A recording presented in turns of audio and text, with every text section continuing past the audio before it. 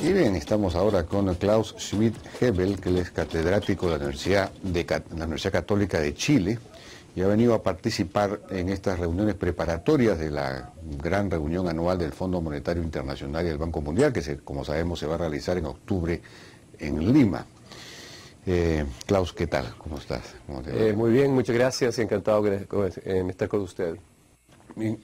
Bueno, hay una desaceleración general en el mundo, bueno, no sé si en el mundo, en todo el mundo, pero por lo menos en América Latina claramente. Y no sé cómo está Chile en ese marco, digamos, sé que ha habido una parada fuerte de la economía. ¿Está creciendo, no está creciendo? ¿Cómo está la situación de la economía chilena en este momento? Efectivamente, había una parada muy fuerte en el caso de Chile, que es mi país, y esas ha ocurrido desde aproximadamente unos 2 años atrás, y se ha intensificado la parada, que es crecimiento cero, literalmente, desde diciembre hasta la fecha. Crecimiento cero. Crecimiento cero. No estamos en recesión, recesión es caída del PIB, caía el empleo, todavía el empleo está aumentando un poquitito, pero la producción total de bienes y servicios, el PIB, está estancado en los mismos niveles de fin del año pasado, hasta ahora. Y esto se debe a, digamos, al shock externo, a la caída de los precios. Chile es un gran exportador de cobre, exporta 2 o 3 veces la cantidad de cobre que exporta el Perú, por ejemplo, 3 veces creo. O al factor político interno, a la llegada de Michelle Bachelet, en fin, a todas las reformas que está haciendo. ¿Cuál sería la causa principal, digamos? La principal es la segunda, la que usted menciona, es el programa de reformas de la presidenta Bachelet, que son reformas que responden muy legítimamente al intento también de generar más igualdad de oportunidades, más equidad, más justicia social en el país. Pero para alcanzar ese fin, las reformas plantean, lamentablemente, formas de hacer las cosas, reformas, que atentan contra el crecimiento, el ahorro, la inversión, el empleo. Y eso ha sido subestimado o incluso yo diría inicialmente negado por el anterior ministro de Hacienda que la presidenta lo echó hace 2 meses. Y significa que estamos todavía en un proceso de reformas cuyo rumbo no ha cambiado mucho en cuanto a su contenido. ¿De qué estoy hablando? De reforma tributaria, que ha sido muy mal pensada, muy mal ejecutada, cuyo fin último es correcto, recaudar más recursos para programas sociales, especialmente educación del gobierno.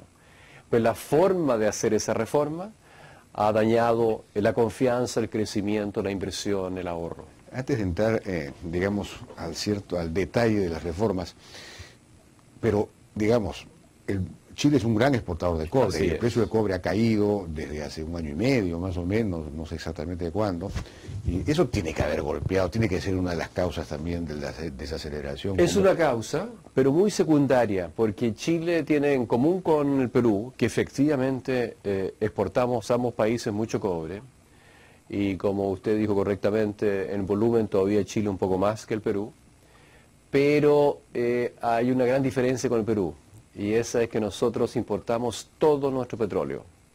No producimos nada de petróleo. Y el precio Con lo del cual, petróleo ha caído. y ese ha caído muchísimo más que la caída del precio del cobre. En el último año, por ejemplo, el cobre está bajando un 25%, el petróleo ha bajado un 50%, un 40% en el último año, y eso va directamente al bolsillo de los trabajadores, de los consumidores, de las empresas, de las pymes. La caída del precio del petróleo y sus derivados beneficia directamente. Y eso en Chile más que compensa la caída del precio del cobre. ¿Por qué razón? Porque la mitad del cobre chileno pertenece a extranjeros. Entonces los que pierden son extranjeros que remiten menos utilidades para afuera. La otra mitad va a algunos pocos productores chilenos y al Estado que a través de Codelco, una gran empresa estatal, produce 1/3 del cobre de Chile. Y ahí nuevamente tenemos una regla fiscal que hace de que no hay una relación 1 a 1 entre el presupuesto fiscal y el precio del cobre del año, sino que el presupuesto fiscal se hace de acuerdo a estimaciones de largo plazo del precio del cobre. Y en ese sentido no estamos tan perjudicados por las condiciones internacionales, más aún, otras condiciones internacionales, el crecimiento de la economía mundial, la zona euro, incluyendo la zona euro, ¿para qué decir Estados Unidos, Japón y los otros socios comerciales de Chile, a excepción de los latinoamericanos, están creciendo mucho más este año que el año pasado ya crecían más que el antepasado. Y por tanto Chile también se beneficia de una situación mundial. Bueno, pero la China no está creciendo más que el año pasado. Está creciendo un poquito menos y eso se refleja en la caída del precio del cobre. Pero los volúmenes que nosotros colocamos año por año en volumen de exportaciones a China crece al ritmo del 6%, que es lo que está creciendo China hoy en día. Ya no 8%, pero todavía 6%. Y eso entonces hace de que todas las proyecciones para el mundo son que este año es de mejor crecimiento para el mundo como un globo que el año pasado mejor que el año antepasado, a excepción, como usted lo dijo muy correctamente, de América Latina. América Latina tiene un crecimiento muy pobre este año. ¿Por qué? Porque su dependencia de los commodities, de los precios de las materias primas, es muchísimo mayor que las otras regiones. Pero los ingresos del fisco, del Estado, de inversión son menores, han sufrido.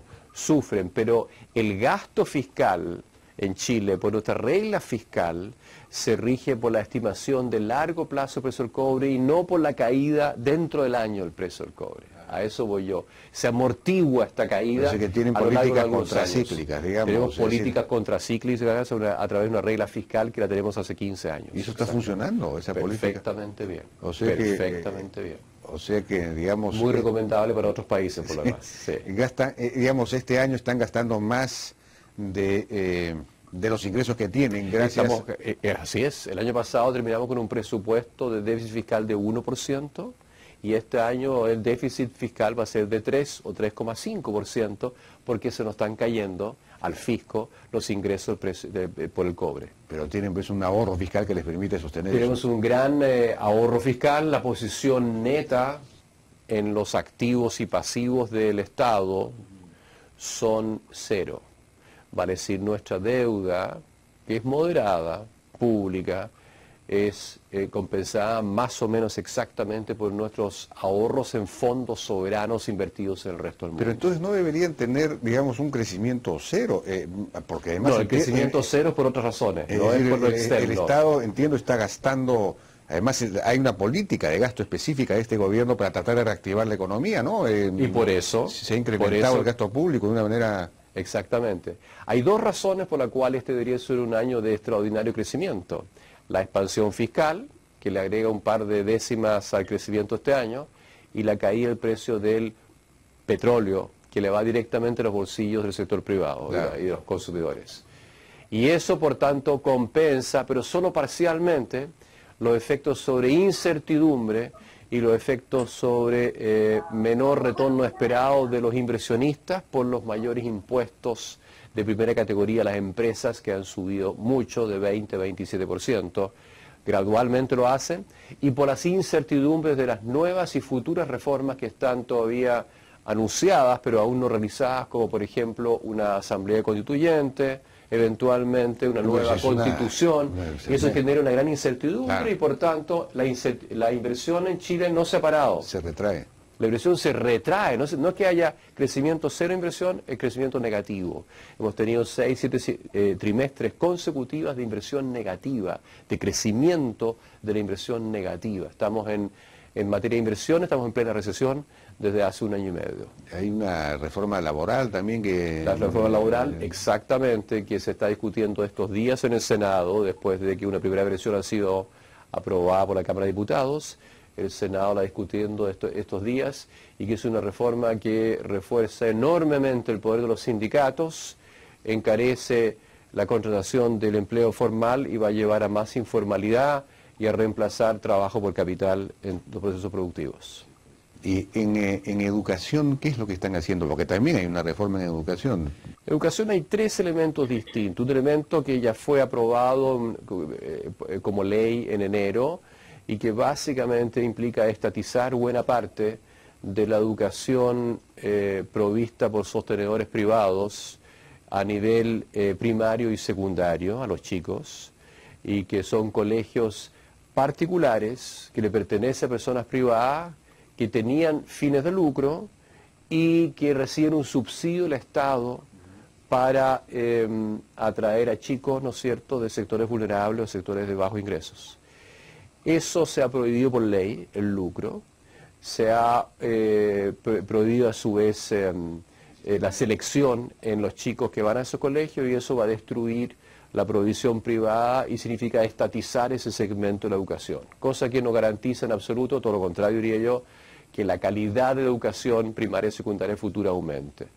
El segundo proyecto de ley es uno que se está discutiendo ahora. El gobierno intenta colocar un proyecto de ley, pero los maestros se oponen a esto, que es una carrera docente con mayores remuneraciones para los profesores, lo que está muy bien. Y ahí el gobierno lo está haciendo muy bien porque quiere condicionar esas mayores remuneraciones a la evaluación de profesores. Y ahí la meritocracia, y se oponen.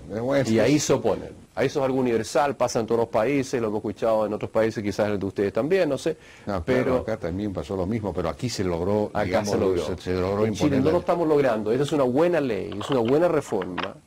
La dirección es correcta para cual va, pero el gobierno está siendo doblegado estos días, estas horas, por los paros de los maestros que están hace un mes en paro oponiéndose a este proyecto de ley del gobierno Bachelet, que yo apoyo. Y el tercer componente, que está anunciado pero sin detalles legislativos ni de contenido, es universidad gratis para todos. Volver al sistema que había en Chile en los años 60 y 50, universidad gratuita, cosa que va a destruir seguramente buena parte de la provisión también privada de educación superior a nivel técnico, a nivel universitario, a nivel profesional, y eso es, por supuesto, un enorme elemento de incertidumbre para las universidades privadas, que no invierten un peso hoy en día, y eso es parte de la historia de la baja inversión en Chile. Pero en general estamos en un ambiente muy crispado, de mucha incertidumbre. La incertidumbre ha pegado muy fuertemente a las decisiones de empleo y de inversión en Chile. Bueno, pues lamentable realmente, ojalá que estas cosas logren superarse. Klaus Schmidt, muchísimas gracias por encantadísimo.